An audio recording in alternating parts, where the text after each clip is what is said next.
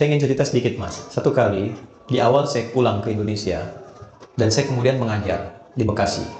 Ada satu pengajian, ibu-ibu perempuan, khusus untuk perempuan di hari Kamis.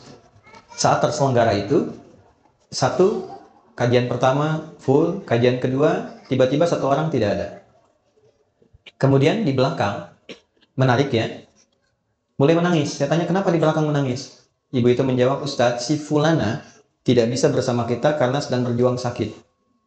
Mohon doa. Baik, saya bilang kita doakan setelah selesai kajian ya.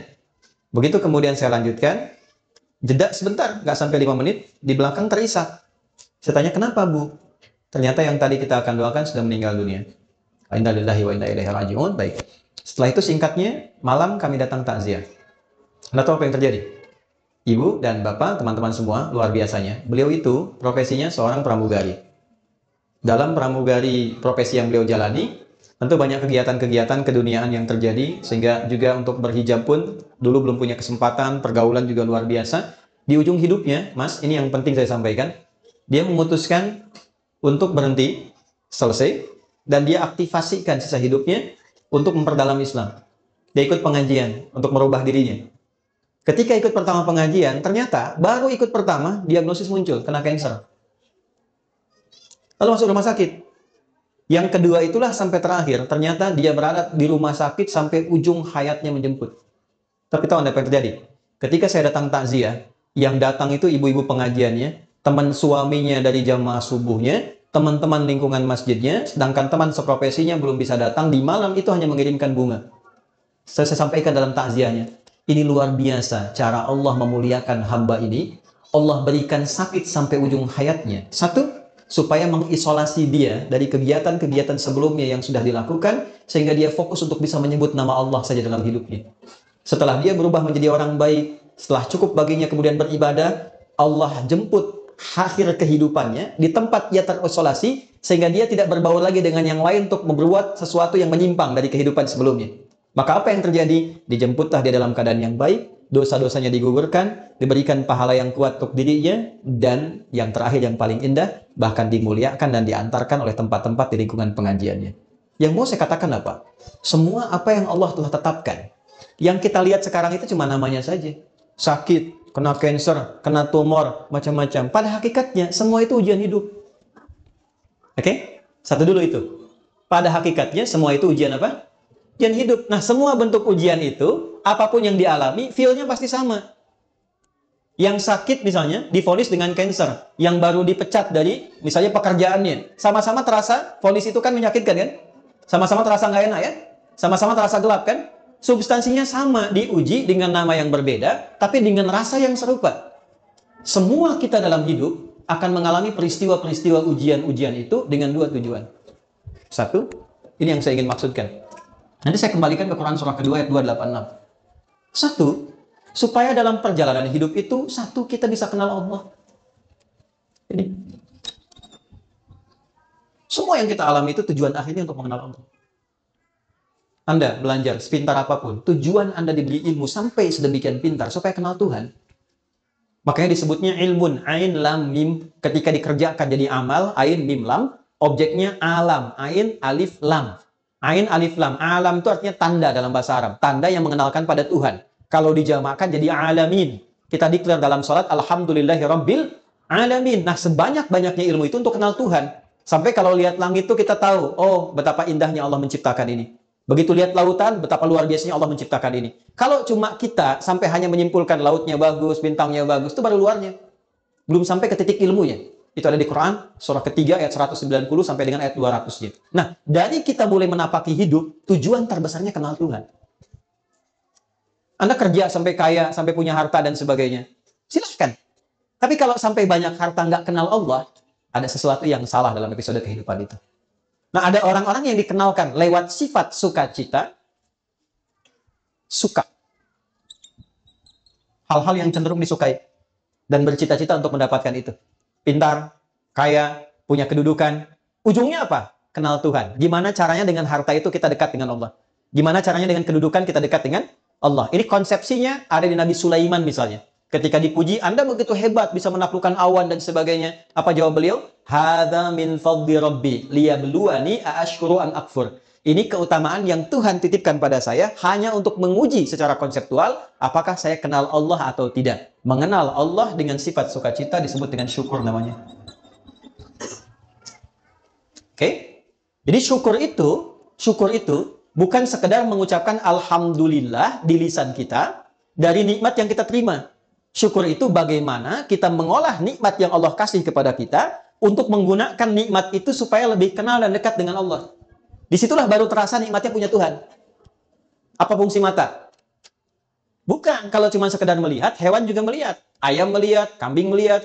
Mata kita ditugaskan untuk melihat yang baik-baik. Bagaimana taunya yang dilihat baik? Pelajari ketentuan Tuhan. Baru terasa punya Tuhan ketika dipraktekkan ketentuan itu. Kata Allah, jangan lihat, dipalingkan. Baru kita merasa iman kepada Allah. Kalau nggak pernah kita ikuti, kita nggak merasa punya Tuhan.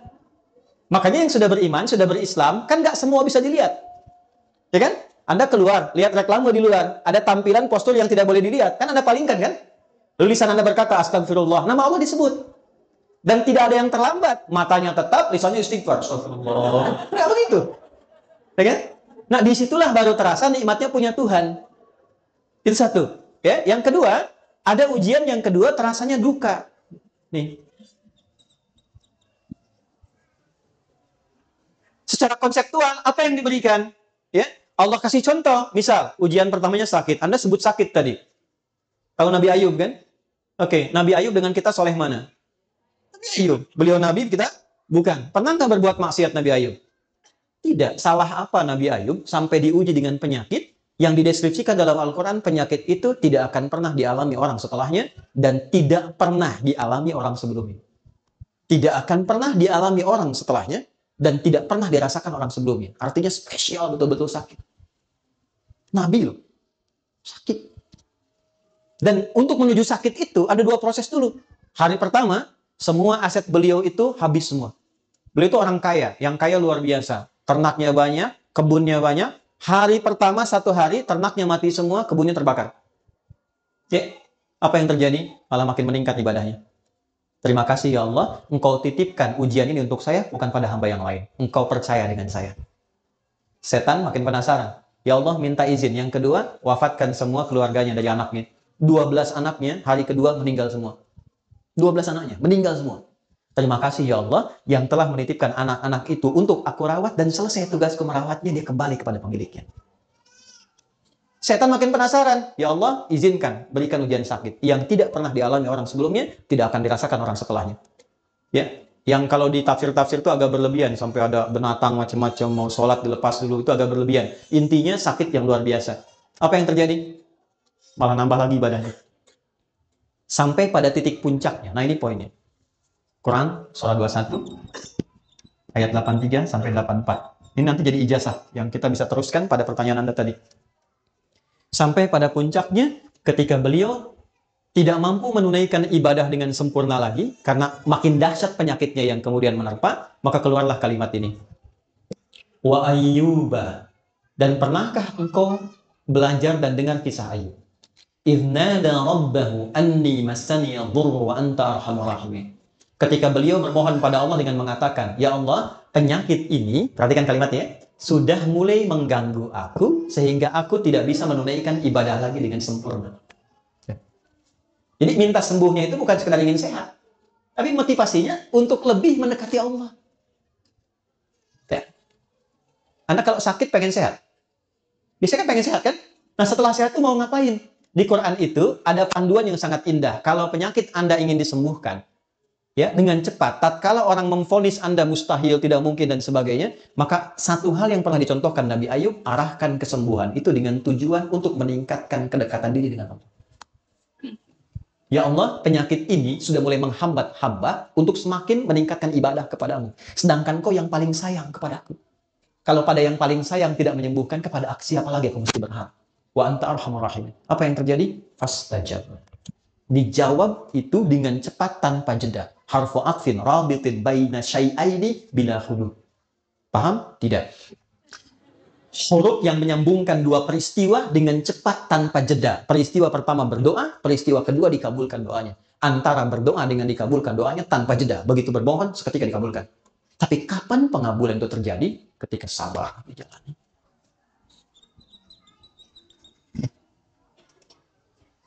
Istrinya berkata begini, Papa, kalau bahasa kita ya, Papa kan Nabi, Rasul. Minta aja sama Allah sembuh. Nggak minta kaya, minta sembuh, pasti dikabulkan. Apa jawab Nabi Ayub? Swiss, jawabnya apa? Kata Nabi Ayub gini, Mah, berapa lama kita ini kaya? Ada riwayat mengatakan 70 tahun, ada riwayat mengatakan 20 tahun. Berapa lama kita sehat? 20 tahun. Berapa lama kita diuji sakit? 15 tahun. Nanti sajalah saat sakitnya sama dengan ujian sehatnya. Selama 20 tahun, baru aku minta kepada Allah. Aku malu diuji sehat 20 tahun, diuji keberkahan 20 tahun, baru diuji sakit, sabarnya belum optimal, aku sudah minta kepada Allah. Nanti saja, kalau sudah sama ujian sakit dengan sehatnya, baru aku minta. Tapi ini bukan level yang kita harus tiru gitu kan? Tidak, bukan begitu maksudnya. Saya ingin tunjukkan bagaimana beliau mengelola implementasi sabar dalam kehidupan. Jadi ketika seseorang bisa melihat syukur dan sabar, dua anugerah yang ditampilkan untuk mengenal Allah, disitulah semua jadi netral. Ini yang dimaksud hadis Nabi dalam Sahih Al-Bukhari, ajaban li amril mu'min. Orang Islam itu kalau imannya sudah mulai meningkat, akan terjadi peristiwa yang mengagumkan. Apa yang terjadi? Jika dia merasakan senang, dia bersyukur. Jika dia diuji dengan musibah yang terasa duka, dia bersabar. Sehingga semua terlihat netral untuk mengenal dan mendekat kepada Allah Subhanahu wa Ta'ala. Makanya ada ulama yang biasa sakit. Begitu tidak sakit, dia nangis. Kenapa Anda menangis? Padahal kan Anda sehat. Saya khawatir ketika Allah tidak memberi saya sakit di pekan ini, Allah sedang meninggalkan saya. Saking pahamnya dengan esensi kehidupan. Jadi yang pertama yang ingin saya katakan, kita jangan simpulkan bahwa ayat Allah tidak mungkin menguji seorang hamba di luar batas kesanggupannya dengan menerapkan ayat itu kepada orang yang divonis penyakit tertentu dan terlihat kemudian dia berekspresi seakan-akan dia tidak sanggup menahannya. Kalimat yang kita jawab dengan itu justru kita balik. Maha suci Allah yang telah menitipkan itu kepada beliau dimaksud, yang belum tentu ketika diberikan kepada saya belum tentu bisa sanggup untuk menahannya. Yang diberikan kepada orang lain belum tentu sanggup menjalaninya. Diberikan kepada hamba yang ini, karena dipilih dia dengan itu, satu, meningkatkan kesabarannya. Dia dapat peluang ibadah. Jadi kalau Anda menghadapi apapun, persepsikan itu dalam bahasa Quran, satu, sebagai peluang ibadah, untuk mengenal dan mendekat kepada Allah, dengan apa yang khusus diberikan pada kita, bukan pada orang lain. Ini mahal. Di situ kita sering berdoa kan? Di situ kita sering sebut namanya. Berapa banyak yang dinilai? Di situ kita simpulkan untuk kreatif, menjalani hidup dengan baik. Di situ kita simpulkan untuk tidak memanfaatkan waktu dengan baik, tidak sia-sia lagi. Mahal. Yang belum tentu kita dapatkan itu pada situasi yang orang sebut dengan kata-kata dia sehat. Jadi pada akhirnya, sakit dan sehat itu hanya titipan dari Allah untuk semakin meningkatkan ibadah kita kepada bagian pertama ini. Dua. Sebentar, maksudnya yang kedua tadi kan saya jawab, Pak. Di satu bagian, jadi satu bagian yang pertama, saya kembalikan, la yukallifullahu nafsan illa wus'aha, bukan dipahami dari ekspresi hambanya, tapi dipahami dari perspektif Allahnya ketika memberi. Allah menilai dia sanggup menjalani itu sampai titik yang diberikan oleh Allah untuk bisa menanggungnya. Adapun yang didapatkan dari situ adalah hikmah. Jelas hikmahnya kemana? Karena itu gini, cara bersikapnya diberikan oleh Allah apapun, terima dulu. Cara bersikapnya itu. Katakan pada diri kita, terima kasih ya Allah yang telah menitipkan ini kepada saya, bukan pada yang lain, karena engkau menilai aku sanggup menjalaninya. Setelah itu yang kedua, kenali Allah dengan petunjuk-petunjuk yang diberikan kepada kita lewat pemberian itu. Jadi kalau sakit, belajar hikmahnya tentang ayat-ayat sakit. Jangan Anda sakit, belajar yang dikaji tentang ayat-ayat bisnis. Nggak nyambung.